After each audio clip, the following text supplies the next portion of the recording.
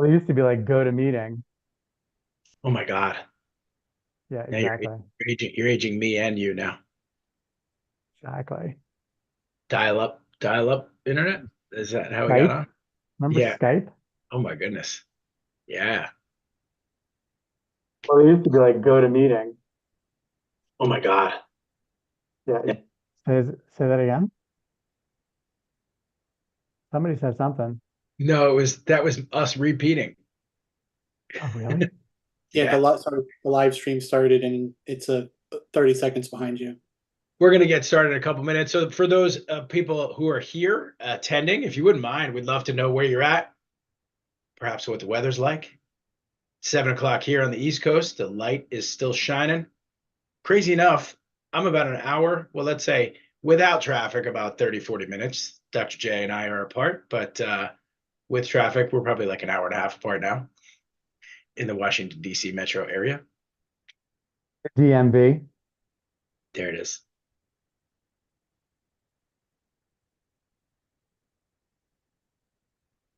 Oh, I guess that's mean it's I know time. Matt. I know Matt is getting the chat turned on for us. I'm going to give it about 2 more minutes.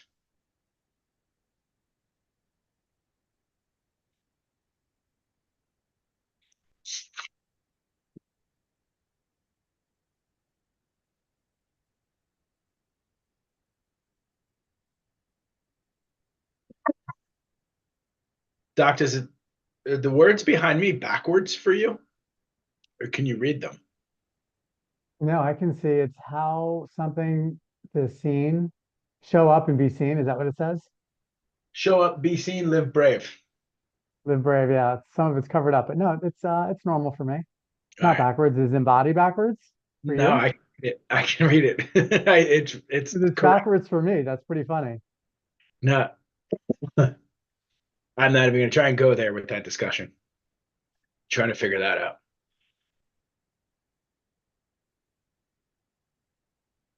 Okay, we'll give it another minute. Yep, I know that we also want. I know we're going to give Matt. There we go. What's up, Alaska. Blue? Snowy in Alaska. Weather's snowy, man. Good to see I you. Been too long. have to say, like, I don't know you, Blue, but you're my boy, Blue.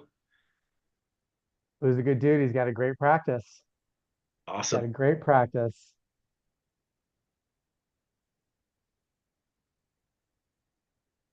He knows where that's from. Do you know where that's from? You're my boy, Blue. Now, should I? I should. Yeah, Oh, old school? yeah. He knows it. I'm sure he like as soon as that movie came out, Probably people. hears it. Yeah. Oh, totally. Yeah, Blue's Clues. That's bad. So that was a good save for you. Okay, 7:05. Let's do it. Genesis Nation, welcome again. What are Dr. Jay Greenstein and Dr. Brian Paris doing again? Jay and Brian for short, because we're just dudes. Uh, dudes, chiropractors, humans doing good work for our profession, and really we're back again from Genesis and Embody. Hopefully you've heard of what Embody already is. And today we're going to dive a little deeper. So I want you to sharpen your pencils, put your glasses on, and put your focus, take your alpha brain, whatever you need to do, because today we're really going to get into some of the nitty gritty details of RTM. So that's remote therapeutic monitoring. And thank you, Jay, for the work you and your team have done to like get us in the game, because we're already behind. So now we're like, I'm talking as chiropractors, we're in the game now. Right. You're collecting data. You're going to show us that data. And really, I'm at workshop seminars all over the country, as are you. And every one I'm at, people are looking for new revenue streams all the time. Yep. And this is a winner right here, because it's driven by AI, and there's a lot of challenging things that need to be done to get this qualified, and it's designed to not be challenging because of the app that you have. So I'm going to let you take it over, and we're just going to have a Sure. discussion and go forward. So go for it, man. Sounds great. All right. Let me know when you see my screen. Yep, got it. We're good. Yep, Awesome. I have all your slides. I can see them. Sweet. Okay. So this is really about remote therapeutic monitoring. And Brian, as you said, we're behind as a profession. We got Dave Cruz, awesome guy. He's got a great company, Web Exercises. He's also in this industry trying to help move chiropractic forward. But we've had conversations. We know that the physical therapist and the medical community is way ahead of us in terms of providing these services and getting paid. And so the goal is to help chiropractors actually get caught up. And we've talked about this in the past before, Brian, like as a profession, just we are technology laggards. We have not kept up with the pace of technology, but our responsibility, our role is to change that, whether it's a phenomenal EHR like Genesis and Clinic Mind that uses AI to help providers do a better job of documentation and getting paid for the great value they're providing, or if it's Embody, where we're generating new revenue streams for providers through remote therapeutic monitoring, but also strengthening the connection between the patient and the provider because we can monitor the patients remotely. And I'll talk a little bit more about that, but this is not a product-led discussion today. I'll show you some examples of the product, but only as it relates to the context of actually doing remote therapeutic monitoring. This is as much, understanding the requirements for remote therapeutic monitoring, how it started, why it's important. That's really what today's discussion is all about. I need to do a legal disclaimer, right? Like we're going to be talking about billing and reimbursement rates. I can't guarantee that anybody's getting paid for anything. I mean, we live, especially in a world, if you're dealing with insurance, like we have no idea what they're going to do. So I'm not sitting here guaranteeing that anybody or anyone or any practice can get paid. I will share my experience with you guys, but I can't guarantee anything when it comes to dealing with insurance or third party payments or reimbursement or any of that. Before So you jump in, I just want to, you can hear me, right? yeah, yeah. Yeah, I do want to reiterate, and you keep repeating this through the time we've been working together here, that and I'm just experiencing this myself, that patients are leaving practices regardless of how good the care is to get a digital experience. So that 100%. and you have this technology also creates not just remote therapeutic monitoring. So I want us to be able to understand that it's a patient retention tool as well, just to have that, the technology that works, keeps them engaged, gamification, all that. And we've talked about it. It's just a pertinent issue. So I want to make sure we It talked is, about that. and even when they walk into the office, like the fact that like they come into our office, so we're obviously, raving Genesis fans. We love the platform and we've been using it for a long time. And when patients come into the office and they use the patient portal, it's a much better experience for them than handing them a clipboard with paper. And Yeah. yet there are still many, many practices, thousands of practices out there that are still Oh yeah. handing people literally paper, new patient paperwork. And Yeah. so when we say digital care is the present of healthcare, it really is because as you said, there's a lot of people that are the majority of people, the vast majority of people, they're expecting a digital experience. And we know that companies like Microsoft and Amazon and Google and Apple, they are all in the digital health game. And they're in the digital health game because they understand this is what the consumers want.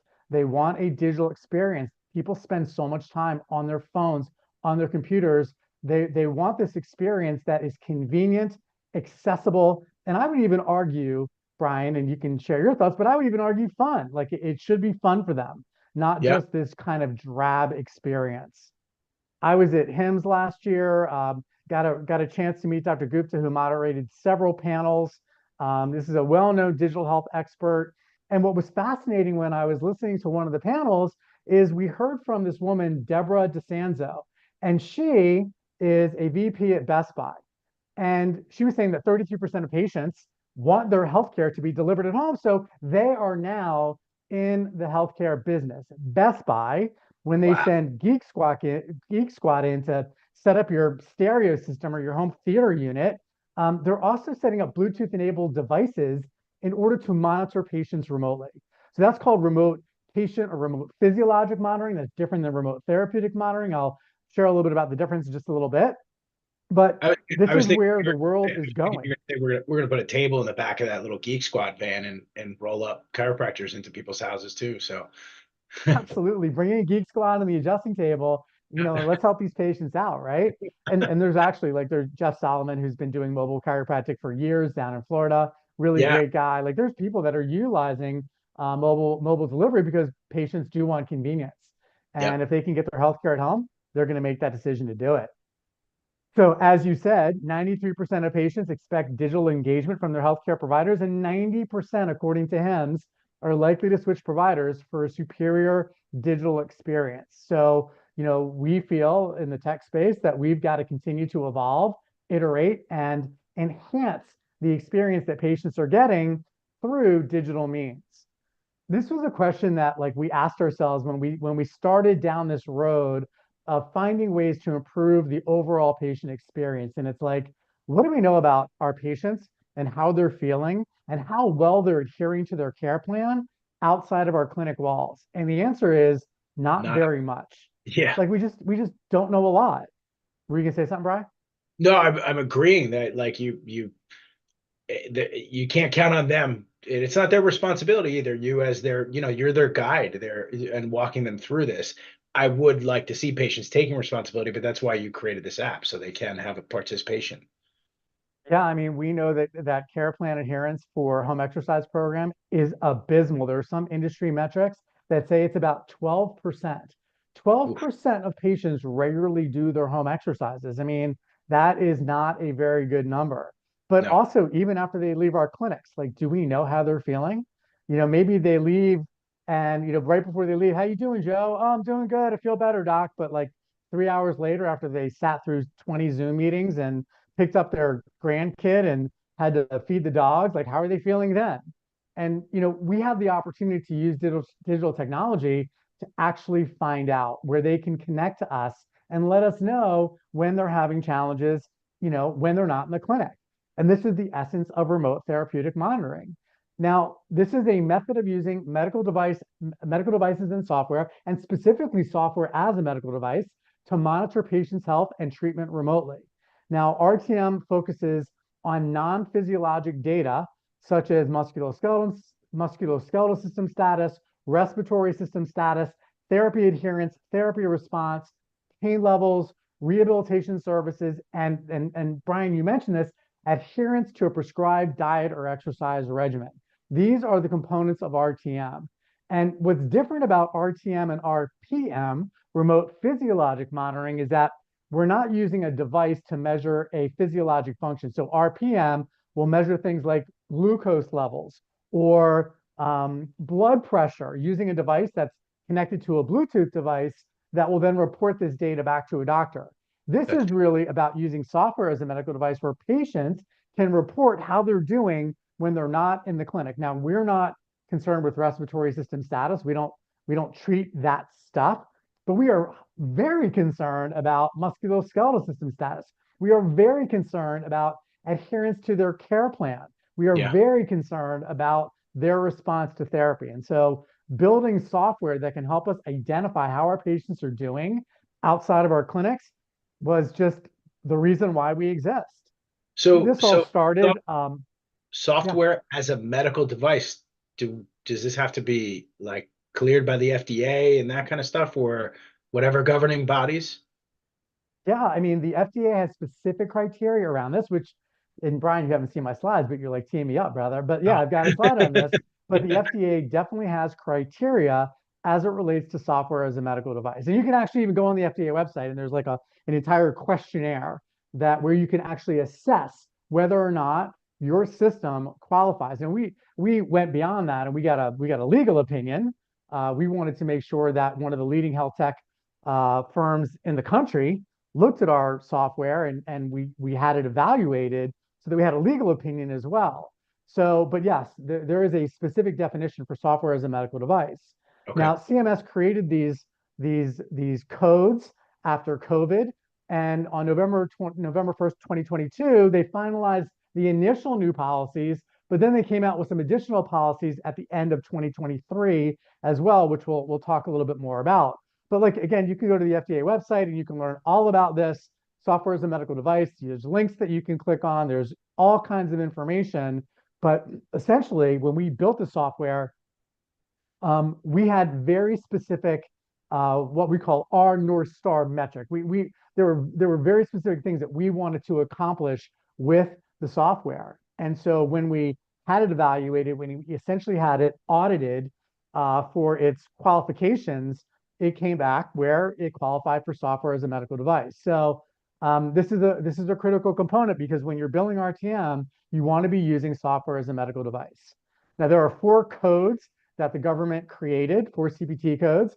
98975, which is the onboarding code. This is where the patient gets set up on the device and has education around how to use the software platform. 98977, this is where the patient reports. They have 16 independent days of reporting how they're doing from the software.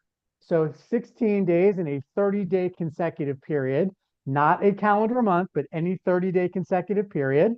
98980 is the 3rd code. That's 20 minutes of time spent by the provider monitoring the patient's response to treatment. That has to be done in a calendar month. Now, why the government made it so difficult, where one code is a 30-day consecutive period that could overlap on 2 different months, and one code was a specific a specific calendar month from the first of the month to the end of the month, I have no idea. But that's what they did. And so those are the challenges that we have to deal with when we're providing these services and building software. And then 9981 is basically a second unit. So if the provider is spending 40 minutes of time monitoring the patient remotely, they can bill both the 98980 and the 98981 if that time was spent between the first of the month and the end of the month. So you've got your onboarding code, you've got your 60 days of patient-reported outcomes data when the patient is not in the clinic, you've got your 20 minutes of time and your 40 minutes of total time in a given calendar month. So Brian, you were going to ask a question? Yeah. So does that 20 minutes, is that 20 minutes an aggregate of time, or does it have to be like one aggregate of time? That's an aggregate of total time. Okay. So meaning like I could watch Mr. or Mrs. Jones's exercises Monday through Friday for several minutes, equaling 20 total minutes. If that's exactly right. Okay. That's exactly right. So you could do, you might do 5 minutes 10 times, and you got 50 minutes, right? You're going to qualify for both codes. You could do 2 minutes 10 times, and you're going to get 20 minutes. So it is cumulative. And the idea, and I think it's great for us, because the idea is that providers who are doing work to help their patients when they're not in the clinic should get paid for that time. Now, prior to these codes, we would send emails, we would review their home exercise program, we would set up their home exercise program, we would alter and change and modify their exercise program, we would talk to them about their HEP through a text or an email, we would have clinical conversations. We would never get paid for that time. Now, in addition to the 20 minutes of digital time, it also includes one synchronous communication. So either a phone call or a video call has to be done to qualify for the 98980 and the 98981 codes. So it is this asynchronous communication or monitoring that happens between the patient and the provider, the time being spent, but it also must include a phone call by the provider to the patient, or a video call by the provider to the patient, to review this data, check in with the patient, and make sure they are progressing towards a positive outcome. One other thing that I want to share is that you can only bill the onboarding and education code 98975 when you've met the criteria for 98977, which is 16 days of reporting by the patient in a 30-day consecutive period. So while the patient comes in on April 4th and they onboard and they get their education, doesn't mean that you can bill for that code that day, because insurance companies, and specifically Medicare, doesn't want to pay, because they don't pay us for this, because we're only paid, as chiropractors, we're only paid for manipulation codes in Medicare, at least currently. Hopefully legislation will change that. But when these codes were created, and PTs and MDs are billing these services, providing and billing these services, they don't want to pay a PT to onboard a patient onto the app, and then the patient never uses it. So they have to onboard, get educated, and they have to use the app for both of those codes to be paid. Does that make sense, Brian? It does. I have a question though on where you said, so synchronously, they need to have a face-to-face or ear to ear, could that also constitute them coming in for an office visit and checking in with them there? Or it has to be Nope. separate to that. Okay. It's got to be remote. Remember, this is remote therapeutic monitoring, so it cannot Okay, be a cool. conversation that the patient has with the provider in the office. Very good question. Got it. And for the audience listening, like feel free to add questions into the chat. Coding and documentation, very freaking confusing. And again, they didn't make this easy. No. And so like if there's questions, feel free to ask. So again, MDs and PTs are significantly ahead of DCs in adopting this technology, and we know that they're getting paid for it. Like I have other colleagues in this space that are providing these services, and they're getting paid. They're providing the service and they're getting paid. And I was actually listening to a call about a year ago where they had a wide variety of stakeholders on this call. It was put on by CMS, and they wanted to hear from hospital systems and technology entrepreneurs and payers and large employers about like, should this continue? Should we continue to pay for remote therapeutic monitoring? And not only did that call clearly delineate why they should pay for it, because we're seeing improved overall outcomes and total lower healthcare costs with remote therapeutic monitoring, because we can see how the patients are doing when they're not in the office. But they actually changed some of the regulations to make it easier for healthcare providers to actually provide these services. And specifically as it relates to the PT and OTs, and I'll get to that in just a second. So this was a blog post. This is actually from our law firm that we use, Nixon Gwilt. And the title here is CMS releases final 2024 Medicare physician fee schedule, key changes for RTM and RPM. And one of their conclusions is that the 2024 Medicare physician fee schedule brings significant wins for practitioners providing RTM within PT and OT practices, because what they did is they said, moving forward, that it didn't have to be the licensed physical therapist or occupational therapist that had to provide the service. It could be an extender. So it could be a PTA, like a PT assistant that can provide these services. Now, what we're telling our customers is, look, if you're a healthcare provider, you're a qualified healthcare provider, you're a chiropractor, I would recommend that you not delegate these clinical interventions. The time spent and reviewing the data, I would not delegate that to a CA, because I think it's still a very great area. So to be on the safe side, we're telling our customers, look, for non-clinical communication, have somebody like an admin or somebody who's a chiropractic assistant who's got a very specific role within our system that is a non-billable service role. A qualified healthcare provider, which is a chiropractor, they have a billable role, and therefore when they're spending time in our platform, that time is being counted towards being eligible for these billable codes. Got it. So again, what about chiropractic? My mantra is like, we're not going to be left behind. Like there is no reason why we should not be providing these services, other than we just haven't been exposed to it. Like I learned about this not too long ago. And so now that I know like these codes exist and that we've built this software in order to help chiropractors take better care of their patients, stay more connected, improve healthcare outcomes, decrease total healthcare costs, and actually open up revenue streams for their practice, I'm like, this is a no-brainer. Like, why would we not do this? And the other thing, Brian, and you know this about me, and I know some of the people on the webinar tonight know that I do a lot of volunteer work. Like I am very involved in policy work and advocacy work, is that the last thing that I want to see happen is that we're not providing these services when PTs and MDs and OTs have been doing this for a couple of years now. And then 2-3 years from now, the insurance companies say, well, chiropractors, they don't do this stuff. So we're never going to pay for it. Kick them out. Now is the time for us to get into the game, even if there's no medical policy around it for your payer, even if there's no fee schedule around it for your payer, provide the service and build the service. So we build the data that demonstrates that chiropractors can, should, and will provide these services. And I'll share a little bit more about reimbursement data in the future. But if you go to like the Anthem website, if you're a state that has Anthem as the Blue Cross payer, they have a full medical policy guideline around RTM. Like, and a qualified healthcare professional can bill these services. So like in Virginia, like we follow those medical policy guidelines and we bill when it's appropriate.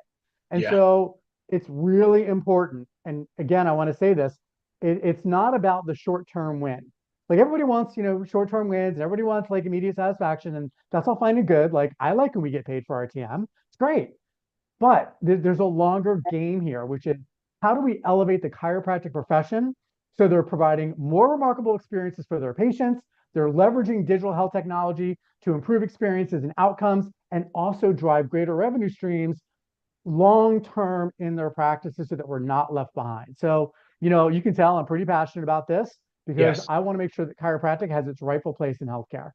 I was going to say the technology tide rises all boats. Amen, brother. That's Yeah. just the way that it is. So now I'm going to go through like a clinical vignette for you guys, and then I'll show you kind of how our technology kind of ties back to this clinical vignette. So the first code, like onboarding and education, right? So a patient comes into your clinic for initial evaluation following a jet ski accident. During that evaluation, the chiropractor determines that the patient has suffered a shoulder injury and creates a plan of care for the patient, including a home exercise program. Now, I would bet that pretty much every chiropractor on this webinar creates a home exercise program for their patients. We know that home exercises can be very important, keeping the patient engaged, keeping them adherent to the care plan, and getting a better outcome in a faster amount of time. So then the doctor then has the patient download an app that will track their progress at home and allow them to answer surveys on outcomes and pain levels. 98975. Now remember, you cannot bill for a 98975 until the threshold of 98977 is met. So again, what is 98977?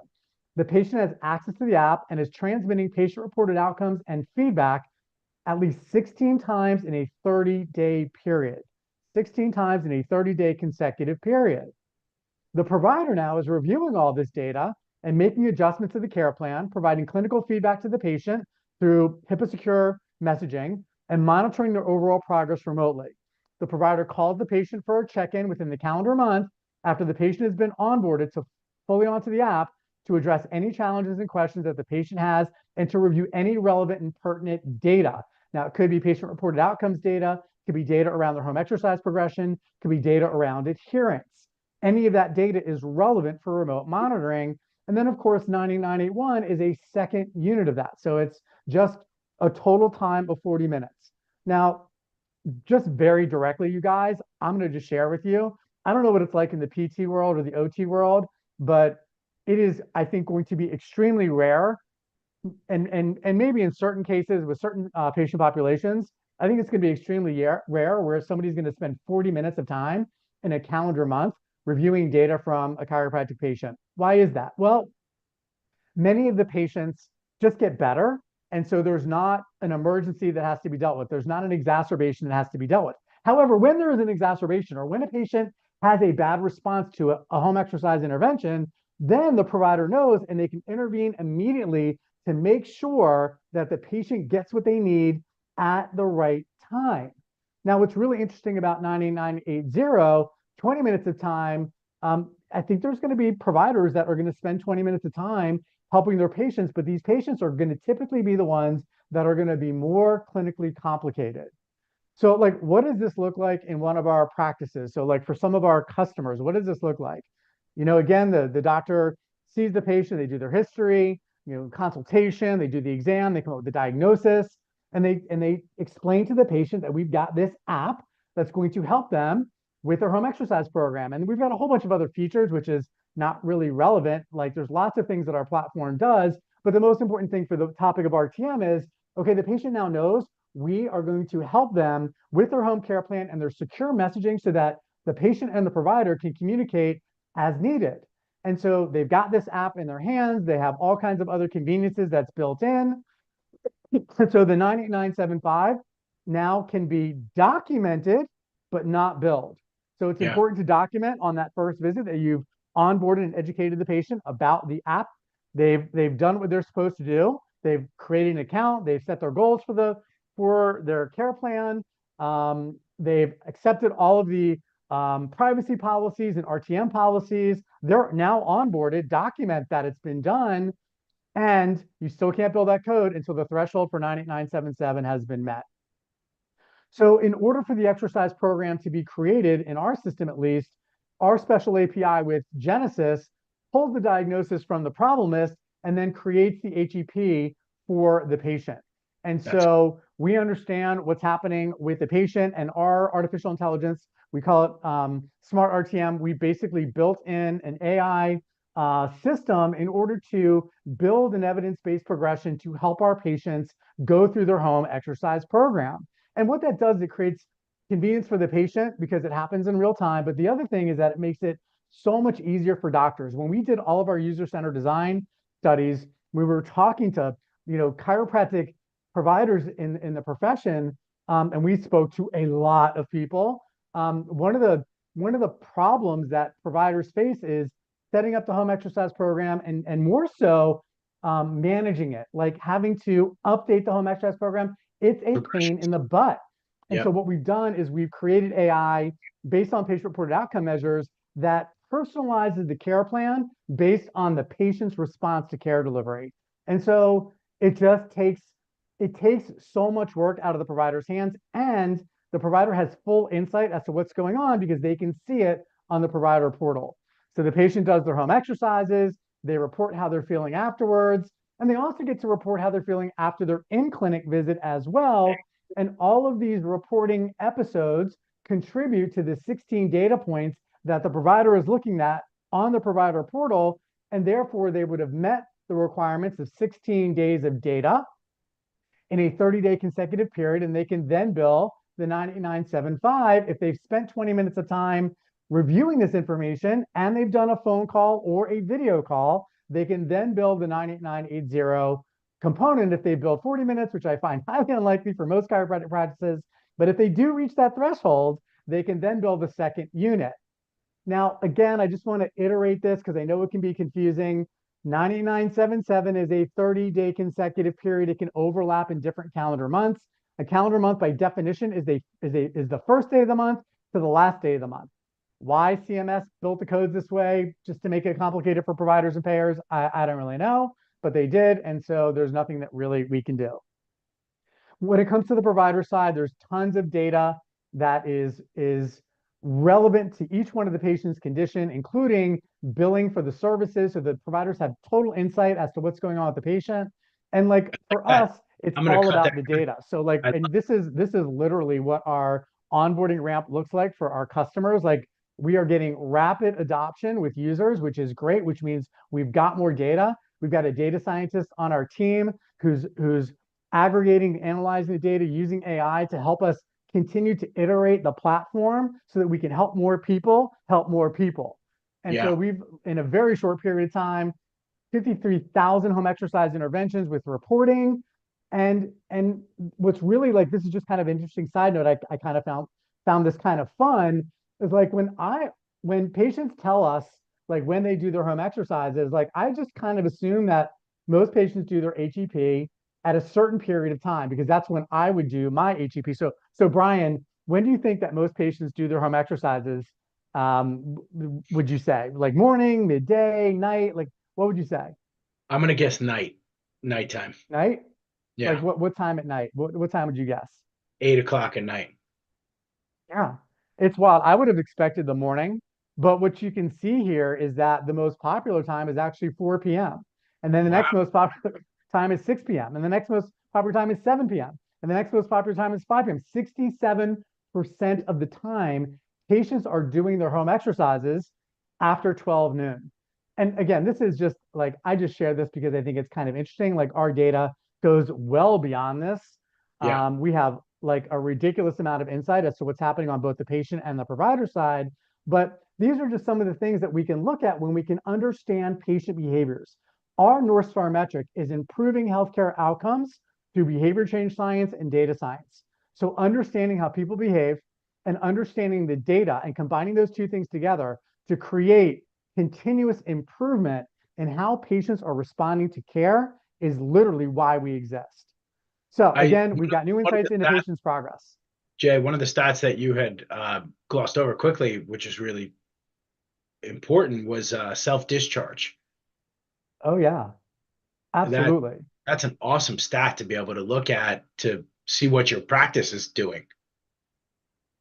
Well, the great thing about Genesis, and it's really fascinating because when we built our first product, Canvas, who's kind of, it's like my baby, Canvas is our baby, it's our first product. When we built that product, what we really wanted to accomplish was greater care plan adherence through gamification. And we've published two studies that it just worked. Like the Yeah. gamification worked. And Yep. so our goal, and one of the reasons why we understood that we needed to do that, Brian, is because in Genesis, we can actually see not only the percentage of patients that self-discharge, but we can see the reasons why, because Mm. Genesis has those fields. So Yeah. Genesis user, it's really important, populate those fields. When a patient self-discharges, populate the reasons why. Yeah. Our number one reason why patients self-discharge is because they feel better. But we know functionally they're not better and their problem just returns.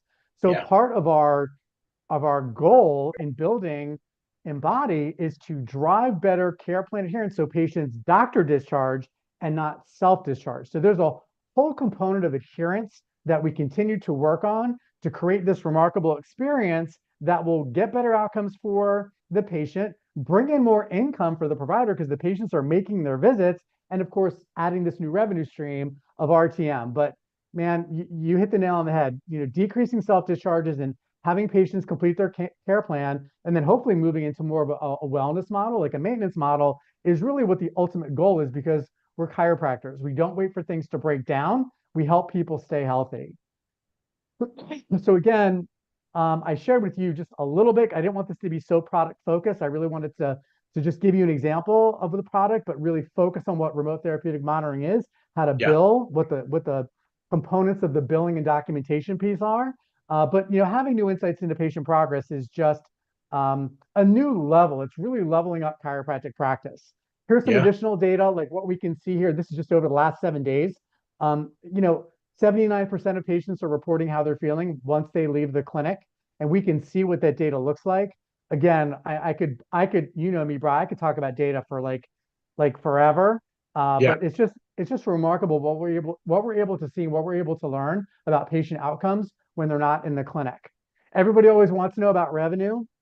Right now, the most common two codes that we're billing are the first two codes, the onboarding and the 16 data points, because as I've shown you, patients are reporting how they're doing outside of the clinic. We're averaging about 70 additional dollars per new patient just from RTM. So when we're billing these codes and they're getting paid, 70 bucks for each one of these new patients. Now, full disclosure, guys, not everyone is paying these codes. Some of our payers don't even have a medical policy or a fee schedule around these codes. And Mm. so again, this is not, a short-term game. We're not the hare, we're the tortoise. We Yeah. put our head down, we go to work, we put on our hard hat, we do the hard things, we get in the game and we start to show insurance companies that we're providing the service, we're creating more value for the patient, more value for the healthcare system, and ultimately more and more payers should be paying us because we're going to fight. We're going to write letters of appeal. We're going to make sure that payers know that we have the same rights as any other qualified healthcare professional to bill and get paid for these services. So what's really also interesting is that one of our customers, it was very exciting because he actually met the criteria for the 989880 code. This particular customer was our first customer to reach this threshold. And it was really interesting, Brian, to talk to him because we were actually we were on a phone call on Zoom and we were talking about the patient. And he was like saying, yeah, like, yeah, I wanted to spend some extra time because this patient not only has, physical issues, but they've got some psychosocial issues as well. And when we think Mm. about like how do we get the best outcomes for patients, we incorporate the biopsychosocial model. And so like he was really focused on all the things that he needed to do in order to engage with the patient remotely to keep them engaged so they would stay in care and get the outcome that they needed. Now, a year ago, he wasn't getting paid for that, but now he can bill for that service. Now, But whether or not he gets paid or not remains to be seen. Full disclosure, we don't know yet. But at least he's got a chance, which we've never had before. So yeah. it was just really interesting. It's like one of the reasons why we did this is so we could deliver better experiences for patients and really create remarkable experiences. And it was just really to hear his cool story because it's like, yeah, like that's why we do what we do. Revenue is great. We want to increase revenue streams in chiropractic practices, but we also want to make a big difference in the world. So that Yeah, was and like a really special moment for me. you're serving what the population is asking for, which is working out at home, Exactly right.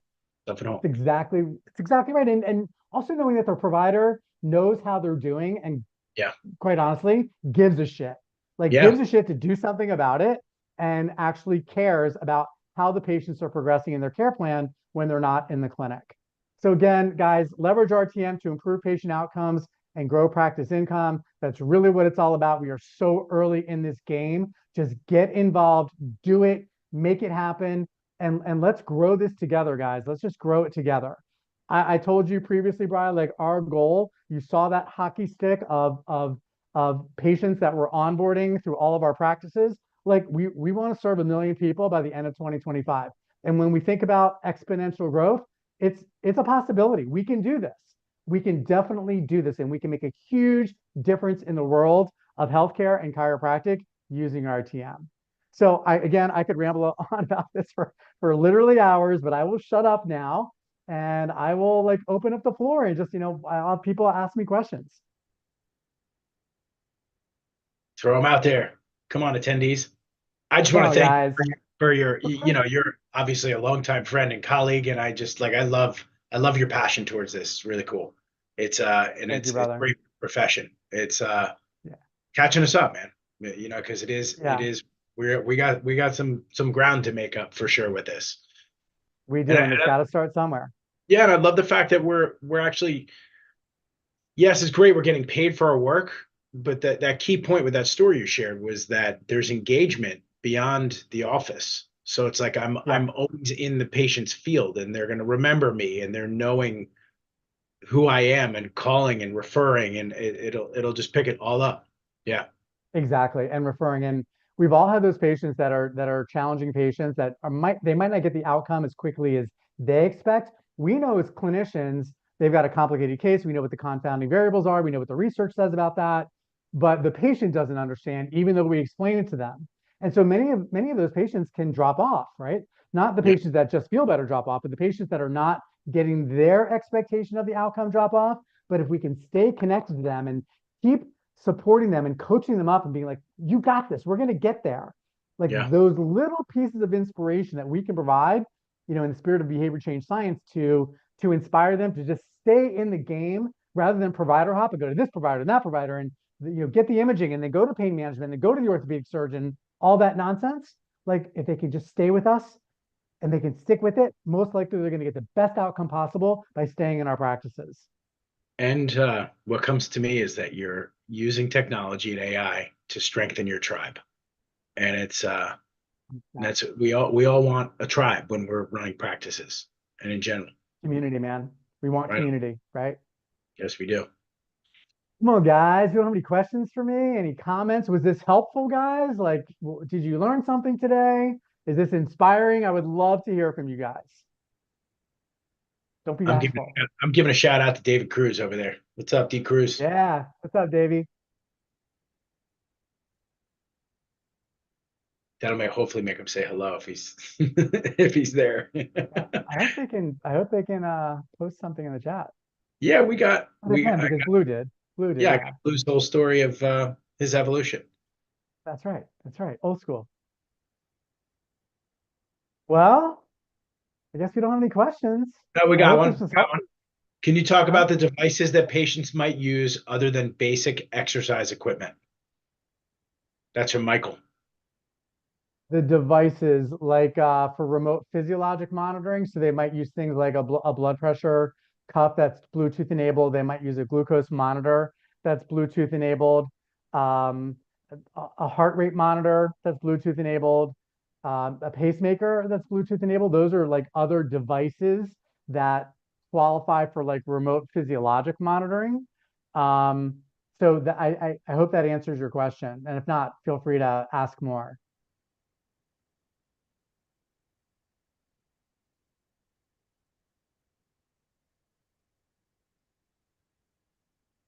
Looking for more. Okay. That Hopefully help? I answered that question. Michael, did that help answer that? Yep. All Cool. right. He gave it. Awesome. Yeah. Okay. We're gonna if before we close up, we'll be sending this recording out as well. So if you have friends or colleagues that want to learn about remote therapeutic monitoring, this will be on our Facebook Genesis Nation page, and we'll email it out, all that kind of stuff, where you can just communicate with us. Yeah, Oh, that's perfect. Matthew says, announce the links. We got it. Yes, thank you. Oh, are there links in now? Thanks, Where are man. the links? Forgot about that. So we got a couple different links. We got specials today. All right. If anyone does want a consult for implementing Embody into their practice, Matt will throw the link in right there. And in addition, if you're not a Genesis client or just want more information about beating the insurance companies at their own game, we're going to give you a free ebook there. You can share with yourself, friends, practice, to really know how these insurance companies are using their money, using your money against you. So it's a good thing to understand. We're in the game, so we just got to learn how to play it better every day. That's right. That's right, brother. Iron sharpens iron. Love it. All right. Well, if there are no more questions, I will gracefully close us out. And thank you Sounds once good. again, as always. The passion, the experience, the experimentation, the driving curiosity to like find out the truth here.